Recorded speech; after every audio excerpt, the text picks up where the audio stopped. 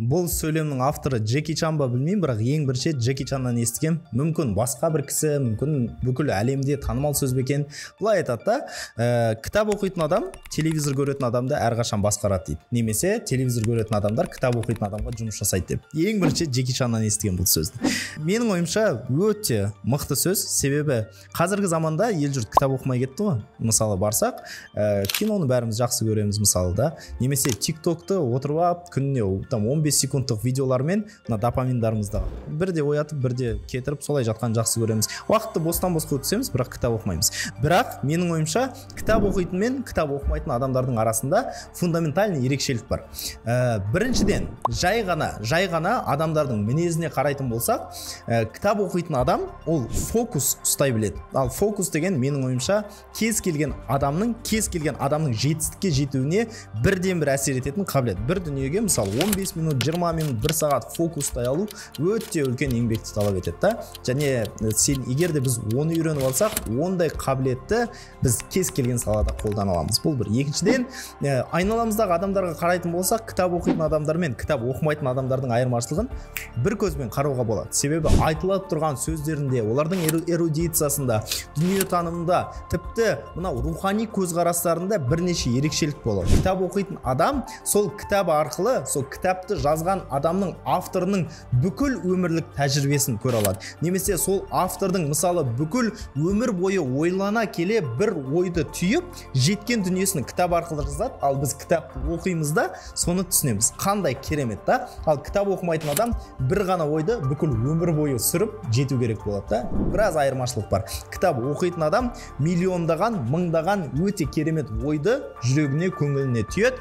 Кітап оқымайтын адам түймей қалуы мүмкін. Дәл осындай бірден көрінеді. Сондықтан сіздерге мен ең біріншіден менің өмірімді түбегейлі өзгерткен, менің мына еркебұлан болып қалыптасуыма әсер еткен, өмірде бір жетістіктерім болса, ол қаржыға байланысты жетістіктерім, рухани жетістіктерім, басқа дүниелер болса, солардың барлығына бірден бір себеп болған 3 кітапты айтып бергім келіп тұр. Бұл 3 кітапты оқысаңыздар, сіздер, как минимум бақытты боласыздар. Тіпті өздеріңіз емес, өздеріңізбен қатар айналадағы достарыңызға, балаларыңыз болса, балаларыңызға міндетті түрде осы 3 кітапты оқыңыздар. Мүмкін олар да менің істегенді қайталайды, мүмкін одан да жақсы нәтиже көрсетеді. Сонымен, ең бірінші кітап. Бұл кітап бірден атауын айта салайын. Мартин Иден деген кітап, Джек Лондонның кітабы. Бір деректерге қарасақ, Джек Лондон бұл кітапты өзінің өміріне қарап жазған деп айтады. Мүмкін бір ойдан шығарылған персонаж болуы да мүмкін. Жалпы қысқаша сюжетіне келетін болсақ, Мартин Иден деген бір кісі бір қызға ғашық, Руф деген, сол қызға махаббатын білдіру үшін жазушылықты үйрене бастайды. Вот, ары қарай не болатын өздеріңіз көріңіздер. Кеме туралы ештеңе айтпаймын. Сонымен, жалпы бірақ бұл дүниеден не түюге болады? Әрине, бұл жай ғана бір адамның өмірі ғой. Адамның өмірі, сүрген дүниелері, көрген қиындықтары басқа дүние. Бірақ бір түйетін жалғыз ой, және маған қатты ұнаған бір ой, Мартин өмірінде ешқашан жазушы боламын деп, немесе осы шығармашылықпен, әңгіме жазумен айналысам деп ойламаған. Ересек жасына жеткенше тіпті әріп танымаған. Әріпті жаңағы Руф деген қыз оған үйреткен да. Тіпті солай бола тұра, ол дейтін бірден мен әлемге әйгілі жазушы болам деп армандаған кісі да. Әріп танымайтын адам дәл сондай армандайды. Және оның арманы жай ғана сөз емес та. Сол арман үшін ол күніне бос уақытының барлығын жазушылыққа арнауға, басында әріп үйренуге арнауға, сосын сөзді жазуға арнауға, сосын жай ғана бүкіл жазушылыққа өмірін арнауға дайын да. Және бұдан бір түйген дүние, кез келген адам, кез келген салада аздан, бірақ үздіксіз жұмыс жасаса, міндетті түрде нәтижеге жетеді. Осы дүниені мен ойымша осы кітаптан түюге болады. Бұл бір. Екінші кітап, бұл кітаппен енді менің өмірімнің тарихы тығыз байланысты. Себебі мен кезінде өте үлкен қарызға кіргем. Осы арнада мен туралы деген, менің өмірбаяным туралы, қалай мен осындай табысқа жеттім деген YouTube'да видео бар. Сол видеоны көрсеңіздер, сол жерде менің қалай қарызға кіргенім туралы, қарыздан қалай шыққаным туралы, кейін қаржылық жағдайымды қалай реттеген туралы өзімнің оқиғам бар. Сол оқиғам мынау келесі кітаппен өте тығыз байланысты. Қазақшасы Бабылдағы ең бай адам деген кітап ал деген дүкеннен барып сатып алсаңыздар болады. Немесе самый богатый человек в Вавилоне, кім орысша оқыған ыңғайлы, солай аталады да. Дәл сол кітап. Ол жердегі негізгі дүние не? Әртүрлі сол Вавилондағы кезінде әртүрлі адамдардың оқиғасы, бірақ сол адамдардың жай ғана қарапайым адамнан дәулетті бай адамға жету үшін қандай өмірлік принциптарды қолданды, сол туралы. Мысалы, мен сол кітаптан міндетті түрде өмірімде қазір қолданатын және одан ауытқымайтын принцип бар. Кез келген табыстан 20%-ті мен өзімнің бастығыма берем. Ал ол бастығым 20%-ін 10%-ін инвестиция жасайды, 10%-ін ақша күйінде қалдырып қояды. Ал бастық бұл жерде мен ғана, себебі бұл өмірде менен басқа, менен артық бастық жоқ маған. Демек, осы принципті өзіме сақтадым. Сол уақыттан бері әлі күнге дейін сақтап келе жатырмын. Құдайға шүкір, өмірімде содан кейін небір қиын дүниелер болса да, қаржылық жағынан ешқандай қиналмай өтіп келе жатырмын. Неге? Себебі мен әрбір табысының 20%-ін өзіме беремін. Екіншіден, қарыздарыңыз болса, сол қарыздан құтылудың стратегиясы сол кітапта жасалған.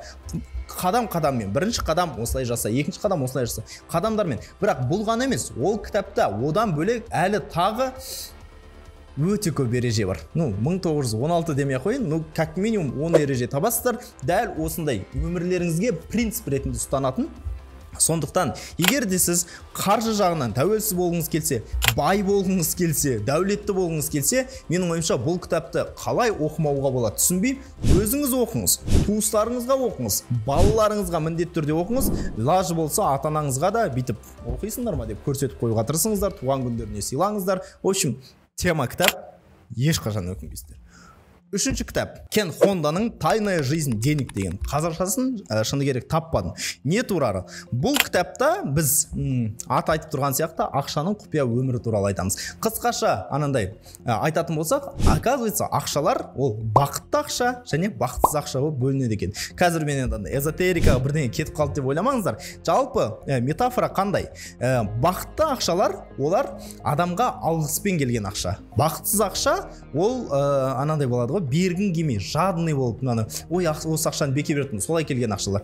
Және алғыспен келген ақша, бақытты ақша әрдайым басқа адамдардың ақшасын шақырады. Мысал келтірейік. Мысалы, айталық, мен қаржылық еркіндік бойынша, инвестиция бойынша курс жүргіземін, иә? Осы менің курсымды жүргізген кезде, мен егер де мақсатым қолыма курсым арқылы жай ғана ақшаны алу емес, сонымен қатар бақытты ақшаны алуды мақсат етсем, мен не істеймін? Мына курсты оқыған адамдар маған ақшасын бергенде алғыс айтып тұрып берсе екен деймін. Сол үшін мен курсымның сапасын бешеный жасаймын. Менің ойымша, қазір Қазақстанда менің курсымнан сапалы бірде-бір курс жоқ та. Өте керемет курс жасаймын. Сондықтан менің студенттерім керемет нәтиже көрсетеді да, ақшасын, мынау курсымды сатып алуға берген ақшасын кәдімгі андай еске алған кезде благодарностьпен еске алады да. Осы Еркебұланнан курс алғаным қандай жақсы болды. Осының курсын алғандықтан осындай нәтиже көрсетіп, маған жазады. Рахмет саған. Сен болмасаң өмірім осындай өзгермейтін еді. Сен болмасаң мен мынандай әдеттер жасамайтын едім. Капиталым осындай өспейтін еді дейді. Алғыспен ақша келеді. Менің қалтама сол ақша, енді жақсы курспен жақсы ақша тауып жатырмын ғой. Қалтама алғыспен ақша түседі. Сосын не істейді? Мына ақша басқа ақшаларды шақырады менің қалтама. Қалай шақырады? Әрине, ақша өзі жүгіріп барып шақырмайды ғой. Менің курсымды сатып алған адамдар достарына айтады.